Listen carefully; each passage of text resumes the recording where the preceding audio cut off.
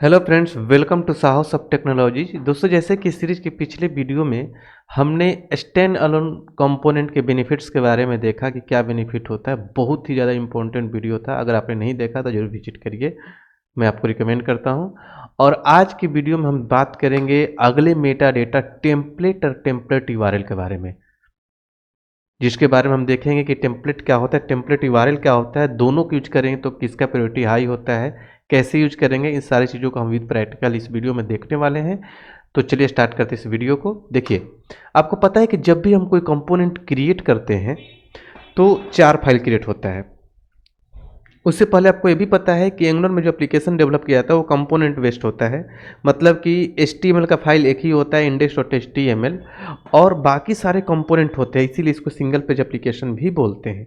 ठीक है, तो जब भी कोई कंपोनेंट क्रिएट करते हैं तो 4 फाइल क्रिएट होता है, उसमें भी एक HTML का फाइल होता है। तो HTML फाइल, वो HTML का फाइल कोई नॉर्मल HTML का फाइल नहीं होता है, वो एक टेम्पलेट फाइल होता है, जो एक कंपोनेंट का टेम्पलेट फाइल होता है। ठीक है, तो हर कंपोनेंट का अपना एक टेम्पलेट फाइल क्रिएट होता है, HTML फाइल, उसका अपना TS फाइल क्रिएट होता है, उसका अपना CSS का फाइल क्रिएट होता है, और एक टेस्टिंग का फाइल क्रिएट होता है। तो उस HTML फाइल का जो पाथ होता है, कंपोनेंट का जो TS फाइल होता है, उसके अंदर एक टेम्पलेट URL नेम का मेटा डेटा होता है, वहाँ पर मेंशन होता है। तो वहाँ पर उसका मेंशन होने के चलते जब वो कंपोनेंट लोड होता है तो वही HTML का फाइल ब्राउजर में जाकर दिखता है। ठीक है, तो वहाँ पर जो भी चीज़ें लिखते हैं वो जाकर वहाँ पर दिखने लगता है। तो ये क्या हो गया, एक एक्सटर्नल टेम्पलेट हो गया, मतलब अलग से फाइल हो गया, जहाँ पर उसको हम यूज करते हैं। वहाँ पर जो भी कोड लिखते हैं जाकर ब्राउजर में दिखता है। आप इन लाइन HTML भी लिख सकते हैं with the help of template property. जहाँ पर टेम्पलेट यूआरएल लिखा हुआ है वहाँ पर आप टेम्पलेट लिखकर वहाँ पर इन लाइन HTML भी लिख सकते हैं।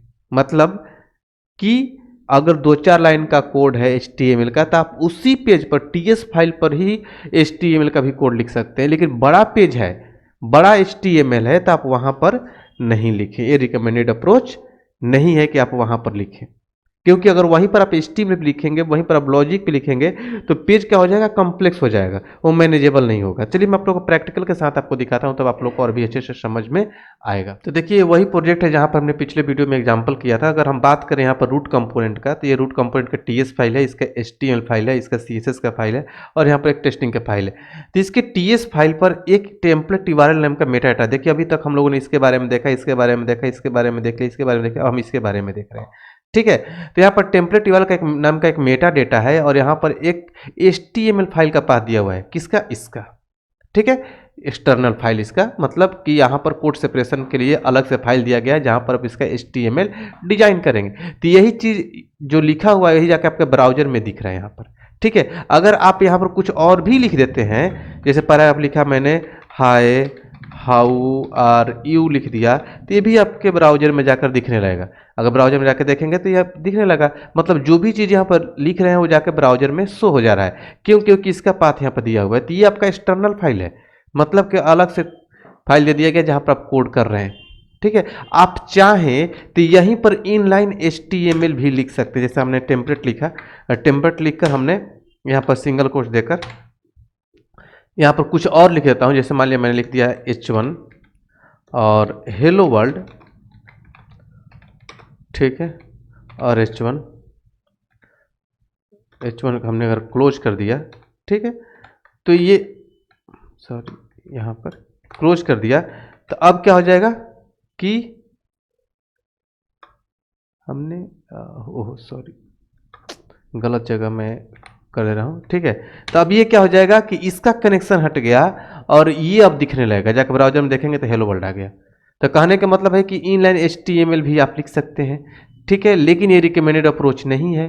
क्यों, क्योंकि अगर आप यहीं पर बहुत बड़ा HTML भी लिखते हैं, ठीक है, और यहीं पर आप लॉजिक भी लिखते हैं, तो कोड कॉम्प्लेक्स हो जाएगा, पेज कॉम्प्लेक्स हो जाएगा, मैनेज करने में आपको दिक्कत होगा। इसलिए कोड अलग लिखने के लिए दिया गया है कि आप HTML का कोड अलग लिखिए। बेनिफिट ये भी है कि यहाँ पर आपको टाइप करते टाइम सब कुछ टाइप करना पड़ेगा, इंटरेक्शंस वगैरह कुछ भी नहीं आएगा, ऑटो कुछ भी लिखा बनेगा। यहाँ पर आप कुछ भी लिखते हैं तो ऑटो कुछ, जैसे आपने हमें H1 लिखा तो अपने आप क्लोज हो गया। बहुत सारी चीज़ें आपको बेनिफिट होता है, क्योंकि HTML का एडिटर है ये। ठीक है, ये HTML का एडिटर नहीं है, टाइपस्क्रिप्ट का फाइल है, तो यहाँ पर लिखने में भी परेशानी होगा। दूसरा चीज़ कि अगर आप मान लीजिए कि मैं यहाँ पर एक और लिखता हूँ पैराग्राफ, हाउ RU, ठीक है। और यहाँ पर मैंने पैराग्राफ को बंद कर दिया, सेव किया, तो ये भी आपके ब्राउजर में जाकर दिखेगा। यहाँ पर देखिए दिख रहा है। सपोज करिए कि मुझे इसको और भी कोड लिखना है, एक ही लाइन में कितना लिखेंगे, तो हम कोड को ब्रेक करके भी लिखना चाहेंगे, तो देखिए एरर आ गया। तो इसके लिए आपको क्या करना पड़ेगा कि यहाँ पर टिल्स का आपको यहाँ पर साइन देना होगा, देखिए यहाँ पर, ठीक है। टिल्ड वाले बटन पर आपको टिक्स का साइन मिल जाएगा, उस टिक्स का साइन देंगे तो आपको मल्टी लाइन में भी कोड कर सकते हैं। तो इस सारी चीज़, इस तरीके के काम आपको करने पड़ेंगे अगर आप यहाँ पर HTML लिखते हैं। तो अगर बड़ा HTML है तब बिल्कुल आप यहाँ पर ना लिखें, छोटा मोटा 1-2 लाइन का HTML है तो आप यहाँ पर लिख के यूज कर सकते हैं। देखिए आपका ये कोड चल रहा है। दूसरा चीज़ कि अगर मैं दोनों रख लूँ, ठीक है, व्यू तो एक ही होता है, लेकिन अगर आपसे इंटरव्यू में पूछ लिया गया कि हम दोनों रखते हैं तब क्या होगा, ठीक है। टेम्पलेट URL का प्रायोरिटी हाई रहेगा, ये लोड होगा या ये लोड होगा, ठीक है। तो आप यहाँ पर आप आकर देखते हैं तो टेम्पलेट URL लोड हो रहा है। अब आपको लग रहा होगा कि ऊपर है तो लोड हो जा रहा है, ऐसा नहीं है। अगर मैं इसको नीचे कर दूं, टेम्पलेट URL को कट करके और यहाँ पर कर दूं, ठीक है, तब भी यही लोड होगा। रीजन कि टेम्पलेट URL का जो प्रायोरिटी है वो हाई होता है, ये ध्यान रखिएगा। जब भी आप कोड करेंगे या फिर इंटरव्यू में आपसे पूछा जाएगा कि अगर हम टेम्पलेट URL और टेम्पलेट दोनों यूज कर लेते हैं मेटा डेटा के अंदर तो कौन सा लोड होगा, तो आप बोलेंगे टेम्पलेट URL। यहाँ पर आप लोग को लग रहा होगा कि इनलाइन जो होता है वो उसका प्रायोरिटी हाई होता है, तो CSS में होता है, ठीक है। यहाँ पर HTML में क्या हो जाएगा कि टेम्पलेट URL का प्रायोरिटी हाई होता है, वही जाकर आपके ब्राउजर में लोड हो जाएगा। तो वही सब चीज़ हमने यहाँ पर भी लिख रखा है डिटेल्स में। आई होप कि आप लोगों को समझ में आ गया होगा कि टेम्पलेट URL में क्या डिफरेंस होता है। फिर भी आपके माइंड में कोई भी कन्फ्यूजन हो तो कमेंट जरूर करिए, हम आपके कमेंट की रिप्लाई करेंगे। तो चलिए मिलते हैं अगले वीडियो में अगले टॉपिक के साथ, तब तक के लिए थैंक यू सो मच।